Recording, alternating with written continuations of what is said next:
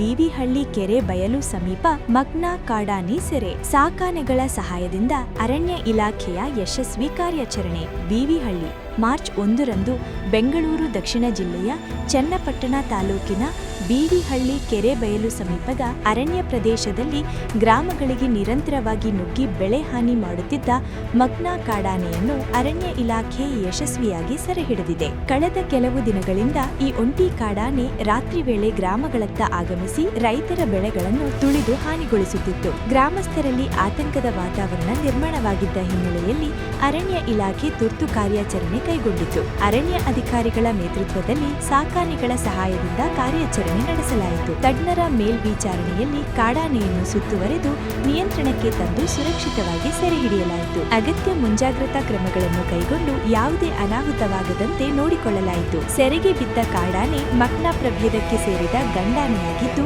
ದಂತವಿಲ್ಲದಿರುವುದು ಅದರ ವಿಶೇಷತೆ. ಪ್ರಾಥಮಿಕ ವೈದ್ಯಕೀಯ ಪರೀಕ್ಷೆಯಲ್ಲಿ ಆನೆ ಆರೋಗ್ಯಕರವಾಗಿದೆ ಎಂದು ತಿಳಿದುಬಂದಿದೆ. ಈ ಕಾರ್ಯಾಚರಣೆಯಿಂದ ಗ್ರಾಮಸ್ಥರು ನಿಟ್ಟುಸಿರು ಬಿಡುವಂತಾಗಿದೆ. ಅರಣ್ಯ ಇಲಾಖೆ ಅಧಿಕಾರಿಗಳು ಕಾಡಾನೆಯನ್ನು ಸುರಕ್ಷಿತ ಅರಣ್ಯ ಪ್ರದೇಶಕ್ಕೆ ಸ್ಥಳಾಂತರಿಸುವ ಕ್ರಮ ಕೈಗೊಳ್ಳಲಾಗುತ್ತದೆ ಎಂದು ತಿಳಿಸಿದ್ದಾರೆ. ಜತೆಗೆ ಮಾನವ ಕಾಡಾನೆ ಸಂಘರ್ಷ ತಪ್ಪಿಸಲು ನಿಗಾವನ್ನು ಮತ್ತಷ್ಟು ಹೆಚ್ಚಿಸಲಾಗುವುದು ಎಂದು ಮಾಹಿತಿ ನೀಡಿದ್ದಾರೆ.